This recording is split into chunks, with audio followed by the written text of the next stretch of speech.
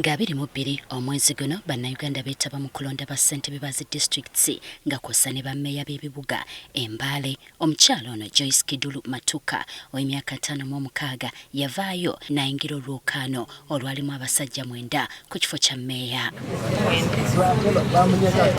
Kidulu eyeesimbawo ku bwannamunigina atubulidde nti okumala ebbanga ddene abakazi babadde tebafuna mukisa kwe kusalawo ayingira olwokaano n'ekigendererwa ekyokukyusa obukulembeze.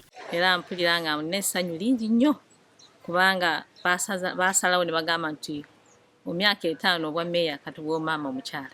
Agamba mu myaka gye'68 Mbale kye kimu ku bibuga ebyali bisinga obuyonjo mu East Africa, kyokka kati bino byasigala mu ngero nga kumpi buli wooyita wajjudde kasasiro. Okutambula mu site nga yonna ejjudde kasasiro, okutambula mu nguudo nga olabira ddala byonna ngati olabira ddala nga waliwo kye tugamba mu Luzungu leadership crisis. Ayongerako nti tekyabadde kyangu nnyo okumatiza abantu nga bangi tebamulabamu busobozi obubakulembera olw'ekikula kye nti mukyala, wabula yakanya kubannyonnyola ebyo ebyali biganye nga byetaaga okukyusibwa. Era abamu batambula nga bagamba tasobola kukkiriza mukyala akola ki okulembera. Nze ne ngamba yes, abagisu balina okulowooza bwe batyo, naye ne ngamba nze akalulu kensaba siri kasaba ak'okugenda okubeera omukuuka w'abagisu nti ngenda ku mutoto nze ngenda okukulembera circumcision place. Nze ndi kusaba akalulu akawa kubeera mama mu Mbale City nga nkola emirimu, omukulembeze agenda okulaba nti ebintu by'Embale n'emirimu gy'Embale gitambula bulungi. Baaliwo abakyala babiri, mama abyadda ne mama Janet Wesonga, be baali bammeeya mu Mbale. Ate bagamba mmeeya Embale n'eryoka n'ebeera ku map the cleanest city in East Africa.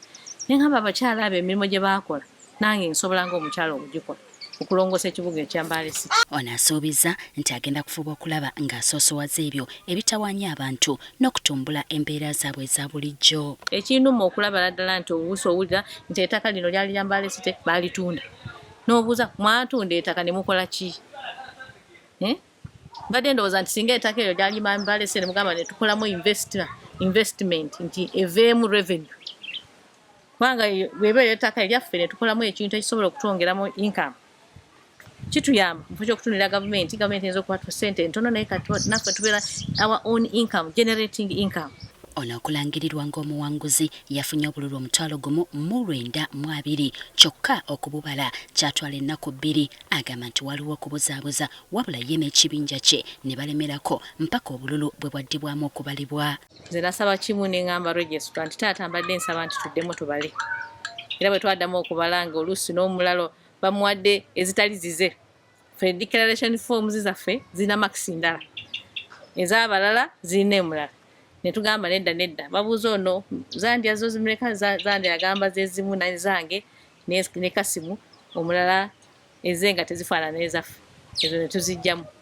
Kyova olaba nti namusinza akalulu kubanga ne wagamba nti mpulira nti agenda kola petition, ffe makisi tuzirina. Ate ye munna NRM Shafiga Wanyenya naye yawangudde abasajja 4 n'obululu 984 okufuuka mmeeya w'e Bugongo North. Atubulidde nti baabadde tebatemya okwewala ebyo ebizze birabibwako mu kubala obululu.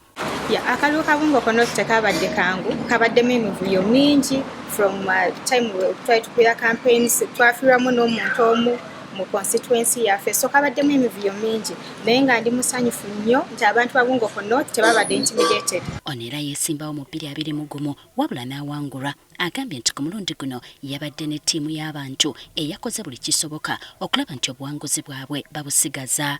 Obvious okutya kwabaddewo kuba ne 2021 kyekyaliwo nti twakola bulungi mobilization yakalulu ne tukafuna naye last minute ne bakabba.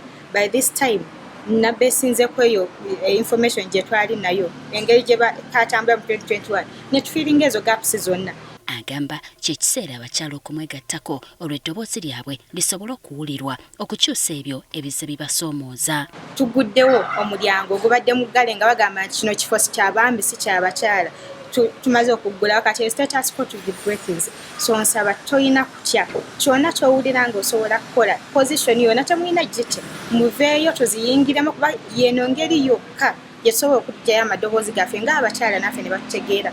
ate Hoima Brian Kaboyo nga ye meya mu kiseera kino ku kadi ya NRM awakanye bye byalangiriddwa akakiiko k'ebyokulonda bwe balangirira Edward Singoma atalina kibiina mwe yajjira ng'omuwanguzi. Ono yalangirirwa n'obululu omutwalo gumu 1,709. Kaboyo yafuna 9,252. Akaru kaita abantu abakomera n'abatali mu register bakaba bayingira.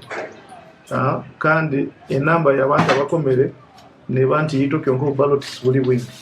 So ekyo kiri kimu habizibu ebyabayiroho kandi otakatero bya kuburo abantu koraki. Kaboyo agamba nti ku byalangirirwa tewali kituufu na kimu nga mu kiseera kino bali mu kuŋŋaanya obujulizi bwonna obulaga nti Singoma yalangirirwa mu bukyamu. Ekinkugamba kiri nti at the moment nkugenda nebikozereki ebiro kitegereza kugenda nebikozereki nebiroho kandi kyonka nindora ensobi nambali zibaire tuziteekereka omusana kyonka tinja kulwana n'okulemesa site kugenda omaiso. So oyiteganze kola na Singoma 100%. Kyokka wadde biri bityo wanategeezezza nga batalina ssuubi liddukira mu kkooti. Ekkooti is an option kyonka nyo tinkateekereza kkooti kyonka nkwetaaga kulola ebibeere bitaterekereire tubyolekeze kandi twalubata kulungi. Ng'alangiriddwa Singoma yasuubiza okukolagana obulungi ne Kaboyo okutumbula ekibuga Hoima. Brian Kaboyo, I respect you so much.